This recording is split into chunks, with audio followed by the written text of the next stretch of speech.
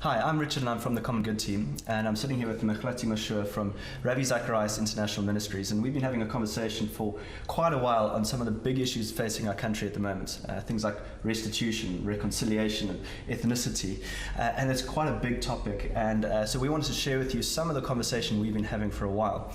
And to cue us up, Mekhlati, how are you seeing South Africa at the moment, 2016, how are you viewing our country?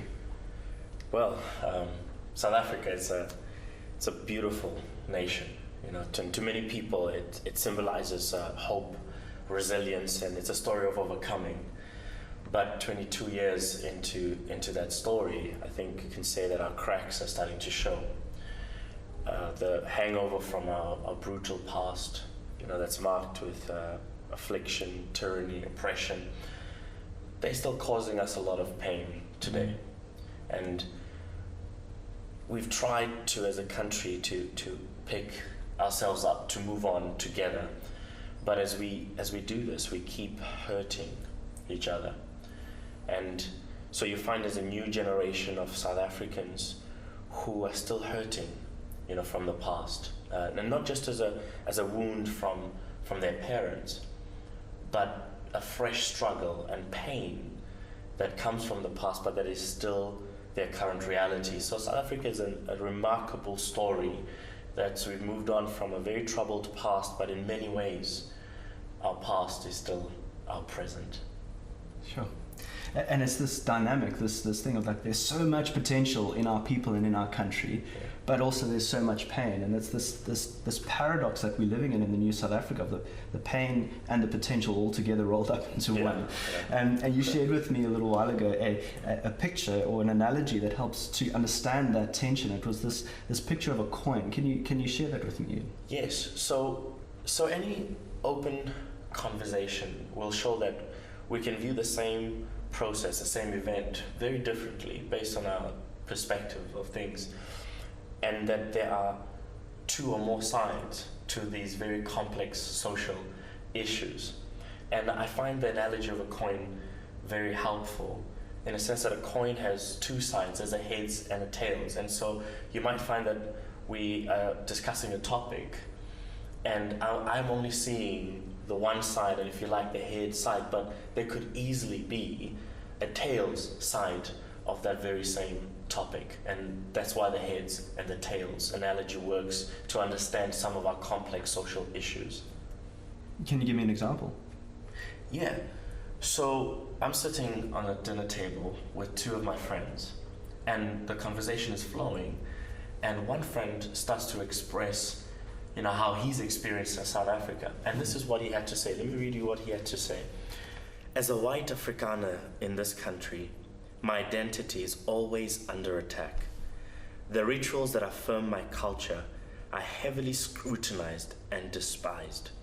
My language is under attack on TV, at university, and other social spaces.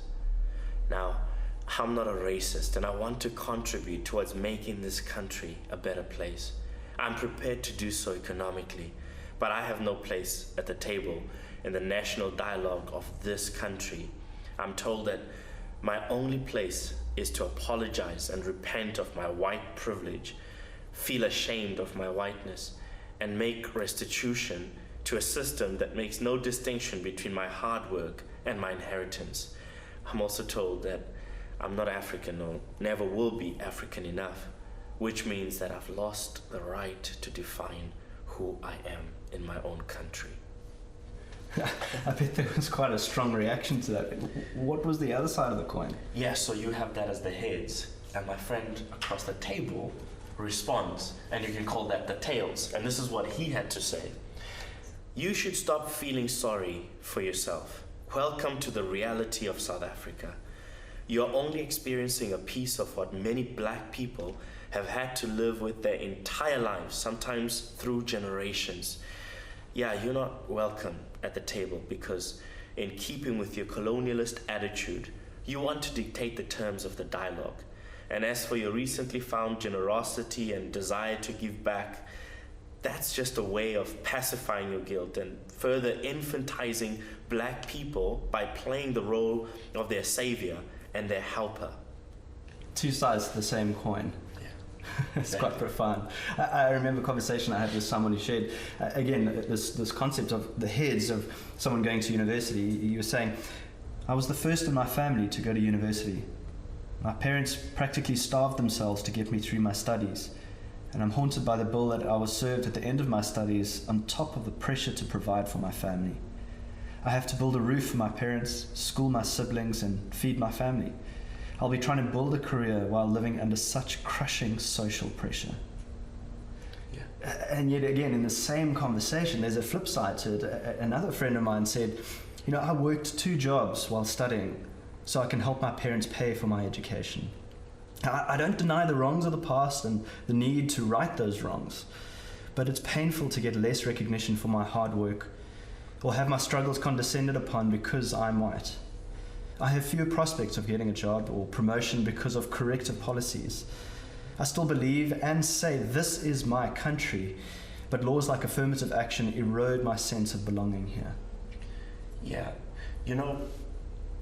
Richard, many people don't like to admit it, but in our context, poverty and equality are still very much linked to race. And it complicates things because it means that we have different experiences. We experience our country differently. We experience one another differently. And the complication is that we struggle, therefore, to relate with one another. Right, and at other times it seems like we struggle to find our own identity. There's so many voices telling us who we should be, what we are. We look at the past, we look at the present, we look at the social narrative going around, we listen to what our parents say, and we end up perhaps feeling a bit uncomfortable in our own skin. We don't know who we are, and our sense of identity as people living in South Africa can feel quite insecure. Yeah, you're right. And I mean, let's look at another example of what you say. Heads. I feel like as a post-apartheid young person, I still live under the cloud of an excluded black person. I feel like an outsider in a country I keep being told we won't back. When will I be South African enough not to be stared at when I'm in certain social and academic spaces? And so you listen to that, and you listen to then the other side of the story, the tail side. As a post-apartheid young white person, I feel like the social spaces where I won't be judged and rejected for my whiteness are fast being taken from me. I don't stick around on campus anymore because I want to be in places where being a white person is not a curse, but just normal, and I'm accepted just for being me. It sounds like a lot of these heads and tails are rooted in people's pain or woundedness. Yeah, and it is, but also this woundedness, and the sense of pain. They give us lenses through which we see other people, and we can easily begin to make assumptions about other people, and that becomes a lens through which we see them, and we make up these stories. We imagine things, and we treat them according to what we have created, these untested realities about other people that we've created. Like, for instance, a story of xenophobia, where there's a direct link between the woundedness of some people and some of the narratives that come from xenophobia. And I'm so glad you brought that up, because I remember chatting to someone and hearing their perspective again, the heads of this side from South Africa, and saying, foreigners are only coming here to live in our country illegally. They commit crime. They take our healthcare, our jobs, our women. Many of them are living better than us in our own country. We're already living like peasants, and we don't have enough. We can't afford to have more of them. They must go back. And then hearing a foreign national friend of mine hear his story in this is the tail side. He's saying, I left my country that is being ravaged by war and poverty. It was hard to leave my identity, my wife and children, without knowing if they would someday join me here. I have 2 degrees in psychology, but I'm grateful that I can work as a car guard. Work is work, especially when you don't have to fear that you'll be killed with a punga while doing it. I'm reminded every day that I don't belong here, and I am so homesick. My hope is that my children will not know what the sting of war and alienation feels like, that they will have a fresh start. I know that people here have their own problems and challenges, but they don't know that while I'm at the bottom of this society, it is still much better than being in my home country.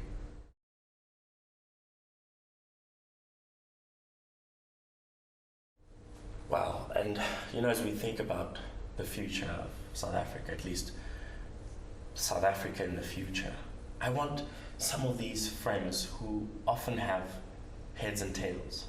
I want my friends, I want them there in the future of South Africa.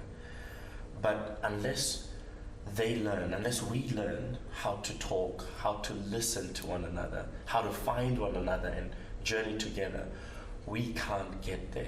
And so the question becomes, how will we get there? Right. This is tough territory, isn't it? Yeah. No, it is. And it's going to be hard work, because in order for us to get there, we need to be reconciled.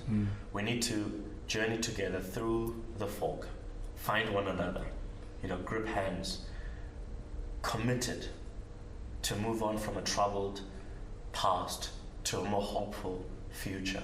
It's not going to be a painless exercise, an easy exercise. But if we can be reconciled, then hope can arise about the future. Mekhlati, what helps me when I think about this difficult journey is to reflect on the gospel. I mean, when I think about what Christ has accomplished, what he did for me, it does something in my heart that changes the way I see others and I see myself and I see our society. I mean, consider this. Jesus in heaven looked down and saw your sin, he saw my sin, and he saw how this sin separated us from himself. And he said, I'm not content to leave that separation. I'm going to do something about it. 2 Corinthians 5 talks about how Jesus reconciled us to him, reconciled us to God. And it's this beautiful thing of Jesus, the Son of the Creator of the universe, squeezed into human form to move towards us. He demonstrated that he was moving towards us so that we could move towards him. And it demonstrated that we didn't have to do anything for him to move towards us. And so we know that he embraces us as we are. Our sin, our racism, our ideologies, our prejudice, he embraces us as well. But you know what? He doesn't keep us there. And he burns up his love. As he embraces us, he burns up those things from inside of us. That cancer that's eating us up, burns it away. And so when I get so encouraged when I think about this, is I realize all of those mistruths that I hold on to, that sense of identity that's rooted in stuff that's not in God, that my selfishness, my idolatry really, Jesus deals with that and frees me up to move towards others with love and with courage and with boldness. I think about it, when Jesus reconciled me to himself, he took away all the things that I used to discriminate against others, saying, you know what, you're equal to them. You can treat them and you must treat them like a brother and like a sister. And so what I've recognized is that reconciled people who've been reconciled vertically, can freely reconcile horizontally. Reconciled people become reconcilers. Richard, I like that. People who have been reconciled become reconcilers. And I think this is what I call the third way. We have been called to find ourselves in this new narrative, that moves and is above this polarized tendency of us versus them, and moves to a much better for you and with you. We look at the labels that have been given to us and we see that they cannot possibly do justice to the fingerprints of our Creator, but then also how these labels pour in certain kinds of pain associated with our reality in this country. But we can move on, fight for each other in this journey as we journey together. And perhaps in that sense we can see again that sense of hope beginning to rise, that my brother, my sister sees me. So Mekhlati, what is the most important message we need to take from this? I think that God has not called us to be observers in this city, in this country, that his followers are called to seek the shalom of the city, that peace where things work as God intended them to work, not just to hope for it, or to pray and hope, but to pray, but also to participate with him in his work to bring it about. God saved us to be agents of true transformation.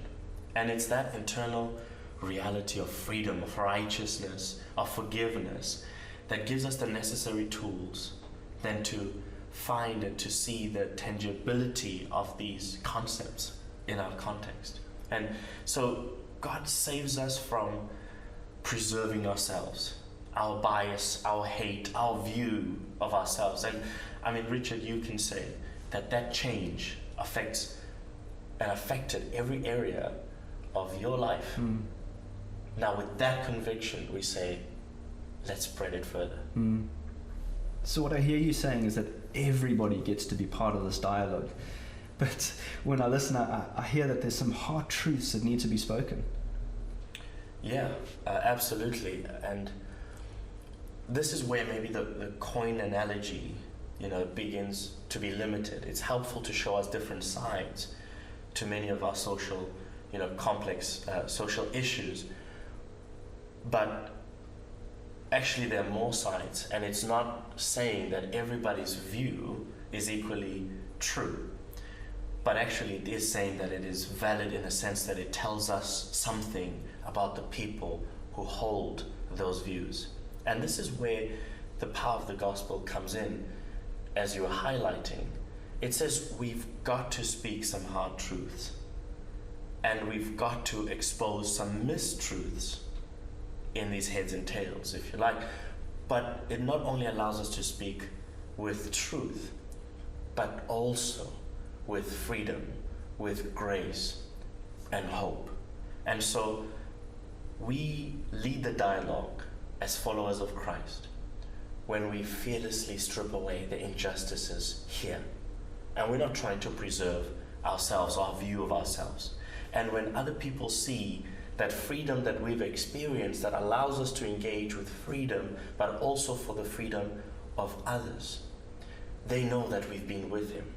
And they, in turn, also want that love that makes us brave to engage in the way that we do. This is big stuff here. I mean, I wish we could carry on talking for a whole lot longer. We've got to start wrapping it up now. One of the things that stood out to me is just recapping that reconciled people become reconcilers. Yeah. People who have been freed work for the freedom of others. People who have been given peace by Christ become people who bring peace to others. Jesus said, blessed are the peacemakers, not the peacekeepers, right. The one who are the observers. Right. They're the ones who go out and bring peace. Yeah. And it sounds like in our context in South Africa now, God is calling his people to be peacemakers. Yes. So to pursue that third way, to say, I'm going to stand shoulder to shoulder with fellow brothers and sisters in Christ and work for the peace of the city and the country in which he's placed us. So I want to thank you for sharing from your heart today. It's been so encouraging to hear from you. And I look forward to ongoing conversations as we grapple and wrestle with these big issues and seeing what God can do in us, for us, and through us into the city. Thank you. Oh, thank you for having me.